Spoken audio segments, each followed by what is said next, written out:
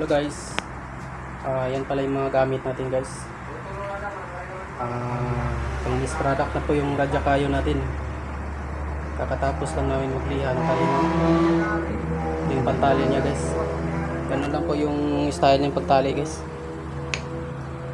Yan po yung kinwood na yan guys, ay panglaban yan sa lahat, pangkalahatan na po na dipinsa to. Dipinsa sa lahat, kulam, barang, sumpa, pangpaswerte sa bahay.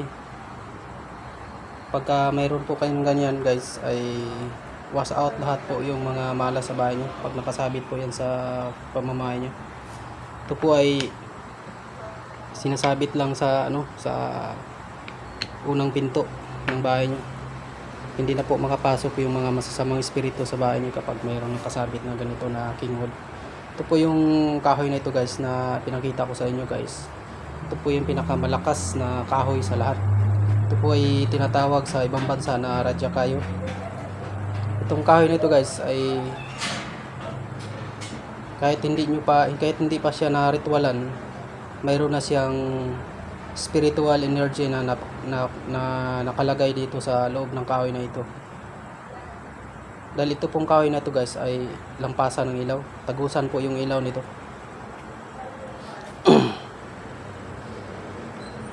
Sa ibang bansa guys, kilala po nila ito.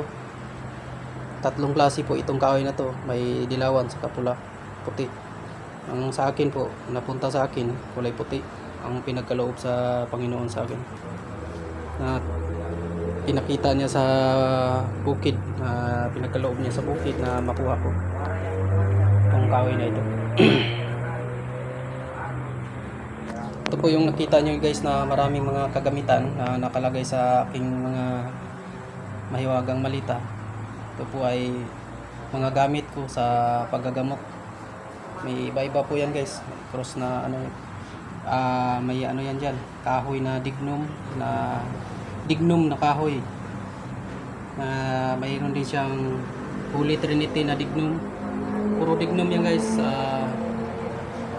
Mayroong balabal, spiko, saka ito yung mantra, pang mantra siya. Tapos yung cross maker. Yan po yung mga gamit ko na yun guys. Panggamit ko yan sa paggagamot kapag lumaban na ako sa kumbatan na spiritual. Yan po yung ginagamit ko sa panggagamot, yung na yan, yung nasa malitang maywaga, malita. Nanggagamot din po ako guys sa mga nakukulam, nagayuma. Ito po yung mga pangdipinsa ko kapag binibigyan ko ng dipinsa. Ito pa yung pangkalata na. Ito po yung radya kayo, kingwood nga radya kayo sa ibang bansa. Yung pangalan nila doon sa ibang bansa, sa Indonesia, ay kusa po ito na namamarusa sa tao na may kasalanan sa inyo. Lalo na po kayo na binabato kayo ng mga black salamangka, pinapaliparan kayo ng orasyon na galing sa masama. Hindi po makatalab yung orasyon sa inyo na galing sa masama. Yung dinadasalan kayo para sumpain, hindi po makatalab, babalik sa kanya. Kasi ito pong kahoy na ito na kingwood, ito na po yung kahoy na makapangyarihan sa lahat ng mga kahoy. Yung nasa malita po, dignum, saka sinukuan. Tatlong klase po yung mga banal na kahoy guys. Ang tinatawag na sinukuan guys ay yung panahon na naglalakbay si Jesus. Yumuko po yung kahoy na sinilungan niya bawat dinaanan niya, yung sumilong siya doon, yumuko po yung kahoy. Kumbaga yung kahoy na yung yumuko sa kanya, yun po yung tinatawag na sinukuan. Kaya yung yumuko kasi nagbaho dahil dumaan, sumilong po ang Panginoon natin, Panginoong Diyos. Tapos yung dignum na tinatawag guys, kaya po siya tinatawag na dignum dahil nahukay po siya sa ilalim ng lupa na maabot po ng 200 years, 100 years, na sobrang tagal na hindi nabubulok. Yun po ay binabahayan ng mga bubuting espiritu na bago po siya kukunin, nire-ritualan siya bago siya kukunin. At hinihiling po sa Diyos Ama na magkaroon siya ng kapangyarihan na panglaban sa lahat ng mga uri ng mga masasama. Na lahat po ng masama po ang nabubuhay dito sa mundo natin ay kaya niyang tunawin. At ito po ang tinatakutan niya. Isa rin po ito sa kinakatakutan niya na kahoy na itong dignum sa kasinukuan sa mga masamang tao.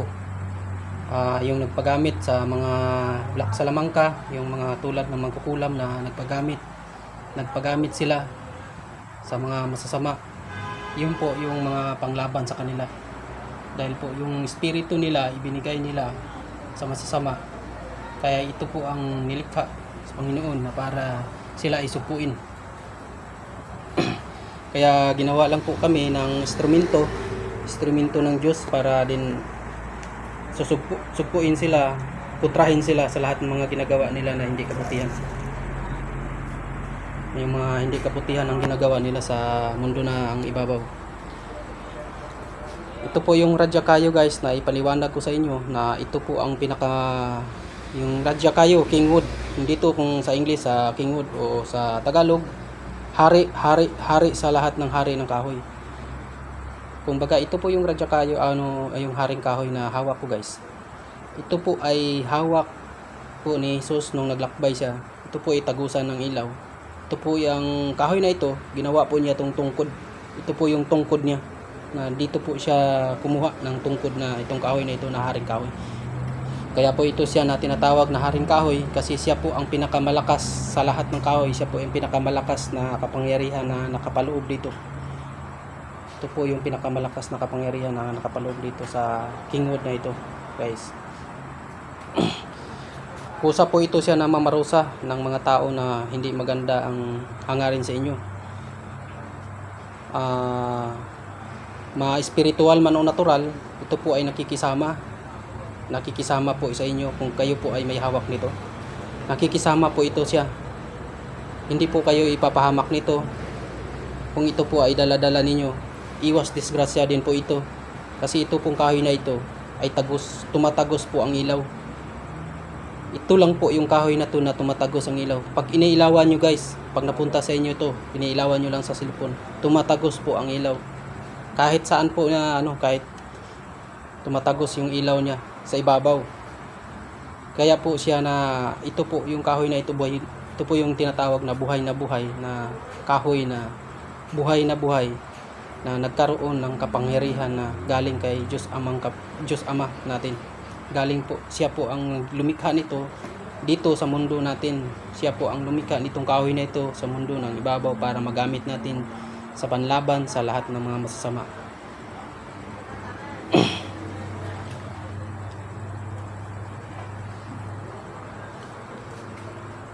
Mabisa din po ito sa mga tao na iba ang tingin sa inyo, yung tinatawag na masama ang tingin sa iyo guys, yung tinatawag nila na evil eye, yung tinatawag na masama ang tingin, yung baga naiinggit sa inyo. Ito po ay mabisa din na panlaban. Itong aking gamit na Kingwood na pindan na yatawa na haring kahoy. Ito po ay kusa na mamamarusa sa mga tao na mga nagpapaalipin sa mga masasama.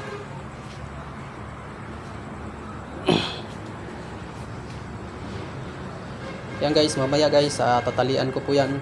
Ito po yung panali niya. Yan.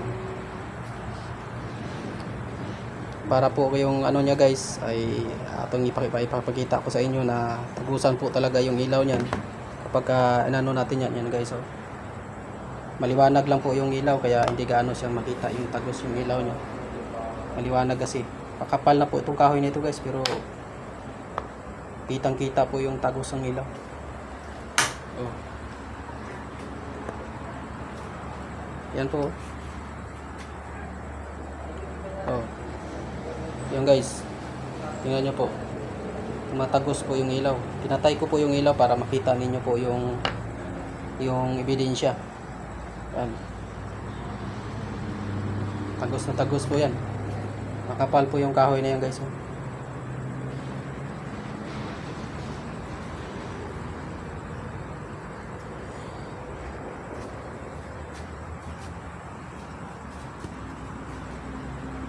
makita. Hindi makita.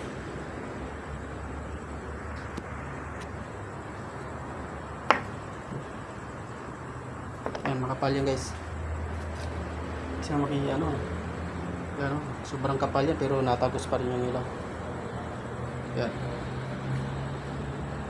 Kita nyo yung kulay pula guys. Yan po yung tumatagos ng ilaw. Yan o. Tagusan po yung ilaw niya guys. So,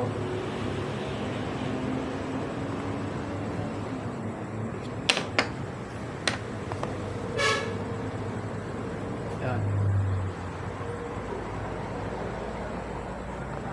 Kaya kayo kihon.